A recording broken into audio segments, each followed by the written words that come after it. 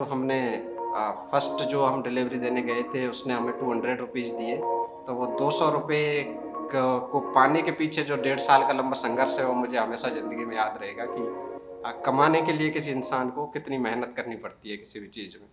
मेरा नाम रणदीप चौधरी है और मैं भरतपुर के एक छोटे से गाँव मानवता खुर्द का रहने वाला हूँ।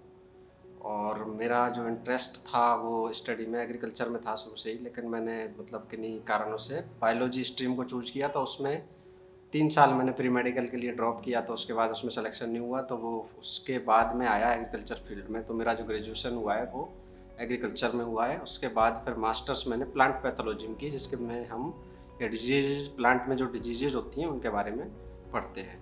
तो जब मैं यहाँ पे अपने अंडर ग्रेजुएशन के 3rd ईयर में था, तब एक प्रोग्राम हमारे कॉलेज में एक ऑर्गेनाइज़ हुआ था, वो एंटरप्रेन्योरशिप के ऊपर था। तो उसमें जो हमारे कॉलेज के एलुमनाई थे, वो सारे वहाँ पे आए थे जो एंटरप्रेन्योरशिप की फ़ील्ड में और काफ़ी अच्छा जो काम कर रहे हैं। तो वहाँ पहली बार एक ये जो बड़ मेरे दिमाग में थी कि ऐसा भी कुछ अपन कर सकते हैं स्टडी या फिर जॉब के अलावा। तब वो पहली बार आइडिया मेरे दिमाग में आया कि क्यों ना हम खुद अपना एक कोई स्टार्टअप शुरू करें और उसमें कुछ ऐसा करें। तो फिर उसके बाद मैंने इन सब चीज़ों को सोचना शुरू किया। तब हमारे दिमाग में आइडिया आया सबसे पहले कि हम ये प्लांट्स को गिफ्ट करना शुरू करें। जैसे हम कोई और आइटम गिफ्ट करते हैं, ऐसे हम एक कंसेप्ट लेके आए कि हम प्लांट गिफ्ट करें किसी को भी जहाँ पे करते हैं। तो वो बेसिकली फर्स्ट आइडिया मेरे दिमाग में था। तो उसको लेके हम उस टाइम पे एक सेंट्रल गवर्नमेंट की एक स्कीम चलती थी रफ्तार, ministry of agriculture and farmers welfare के अंडर में वो स्कीम थी। तो उस स्कीम में था कि आपके पास अगर कोई इनोवेटिव आइडिया एग्रीकल्चर फील्ड का है तो आप उसको लेके वहाँ पे अप्लाई कर सकते हैं। तो उसमें फंडिंग सपोर्ट गवर्नमेंट की तरफ से था। तो वो अपने तरह की एक फर्स्ट स्कीम ऐसी थी जिसमें डायरेक्ट फंडिंग गवर्नमेंट दे रही थी। उसको आपको रिटर्न नहीं करना था, आपको बस उसको यूज करना था प्रॉपर वे में। तो हमने उस आइडिया को लेके वहाँ पे अप्लाई किया। श्री करण नरेंद्र एग्रीकल्चर यूनिवर्सिटी जॉबनेर में वो इंक्यूबेशन सेंटर था। तो उसमें हमने अप्लाई किया, वहाँ पे हमारा सिलेक्शन हुआ प्रेजेंटेशन के बाद।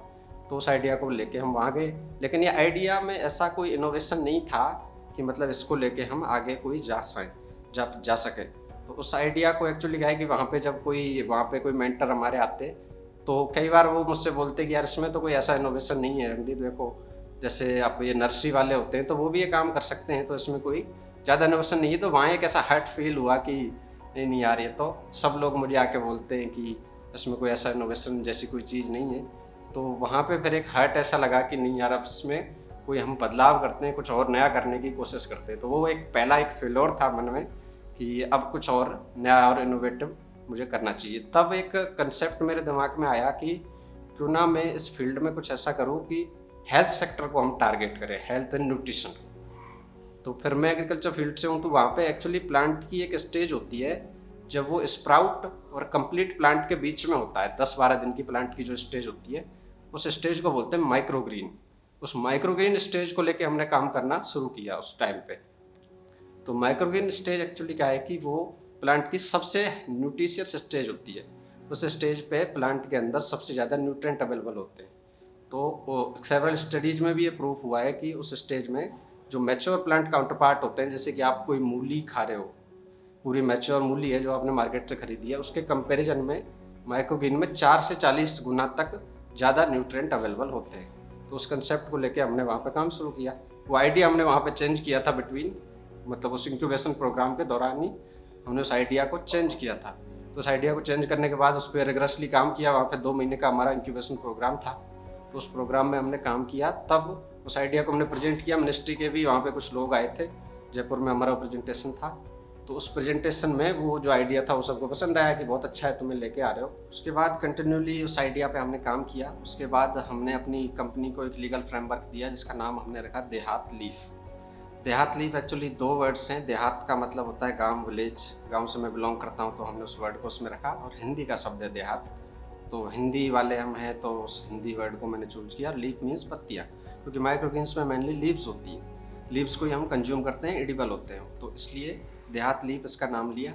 और हमने टैगलाइन इसका रखा harvesting the goodness of greens, यानी हम जो ग्रीन्स हैं उनकी जो गुडनेस है, उनमें जो अच्छाइयाँ हैं, उन सबको हार्वेस्ट करके एकदम फ्रेश लोगों तक पहुंचाएंगे। ये हमारा बेसिकली इसमें कंसेप्ट था। तो इस आइडिया पर हमने जब आगे काम करना शुरू किया, कंपनी को पूरा लीगल फ्रेमवर्क दिया, उसके बाद ये दिमाग में कंसेप्ट आया कि कौन सी सिटी को हम चूज करें जो इन सब के लिए सबसे अप्रोप्रिएट हो सकती है। तो हमारे जो माइक्रो गेन्स में सबसे पहले जो टारगेट सेगमेंट था वो था होटल इंडस्ट्री, कि हम होटल इंडस्ट्री को टारगेट करेंगे। तो होटल इंडस्ट्री सबसे ज़्यादा अगर कहीं एस्टेब्लिश्ड है तो उदयपुर में है। तो उदयपुर को हमने फिर एज ए अपनी डेस्टिनेशन सेलेक्ट किया। फिर उदयपुर में हमने अपना बेस बनाया, यहाँ पे अपना फार्म जो है सेटअप किया। उस दौरान तक जो मैं इंक्यूबेशन प्रोग्राम से हमको जो ministry of agriculture and farmers welfare से हम शॉर्ट लिस्ट हुए फंडिंग के लिए, और हमको 5 लाख की डायरेक्ट फंडिंग सेंट्रल गवर्नमेंट से मिल गई। तो उस फंडिंग के सपोर्ट से भी कुछ जो अपनी पॉकेट मनी थी, उस दौरान बहुत सारे स्ट्रगल था, स्टार्टअप की अपनी एक स्ट्रगल स्टोरी होती है, तो उन सब से गुजरते हुए हमने कंपनी को एस्टेब्लिश किया। उसके बाद अपना फार्म उदयपुर में सेटअप किया। हमारा जो फार्म है वो टोटली हाइड्रोपोनिक है, सॉइल लेस मीडिया पे हम काम करते हैं, आर्टिफिशियल लाइट पे प्लांट्स को ग्रो करते हैं, और पूरे हेल्दी और non GMO, non genetically modified जो सीड्स होते हैं उनको हम काम में लेते हैं, देसी सीड्स जिनको अपन हिंदी भाषा में बोलते हैं। और उन सीड्स को लेके पर टोटली ऑर्गेनिक, वो पूरा हमारा जो प्रोसीजर है वो 100% ऑर्गेनिक है। तो उस पर जो हम सीड्स की सोइंग करते हैं, उनको फिर जो उनकी 10-12 दिन की स्टेज होती है उस पर हार्वेस्ट करके, उसके बाद हम उनको विदिन 1 आवर, जो भी हमारा जो टारगेट है कि उस कस्टमर को उसको डिलीवर करना है, वहाँ तक 1 घंटे के अंदर उसको पहुँचाते हैं। तो एक्चुअली इस माइक्रोग्रीन्स में ये होता है कि आप उनको जैसा कि अभी ये ट्रेंड चल रहा है कि अपन कंसंट्रेटेड डाइट की तरफ लोग शिफ्ट हो रहे हैं कि कम खाएं और न्यूट्रिशन पूरा मिले।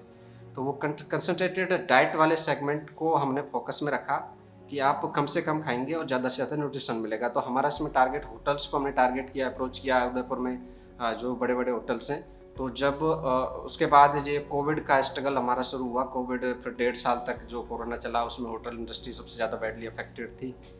तो उस होटल इंडस्ट्री की वजह से एक 1.5 साल का एक और इसमें एक गैप आ गया, मतलब जो काम शुरू जस्ट हुआ उसके बाद जैसे कोविड आया, उसके बाद उस 1.5 साल के गैप में एक लंबा संघर्ष हमारा रहा कि अब कैसे इसमें सस्टेन करें इस सारी सिचुएशन में। लेकिन फिर भी वो सब कुछ चलता रहा, हम उस दौर से भी गुजरे। उसके बाद 1.5 साल के बाद जब मैंने वापस वो काम अभी 2020 में शुरू किया, तब उसमें जो हमने फर्स्ट जो हम डिलीवरी देने गए थे उसने हमें 200 रुपीज़ दिए।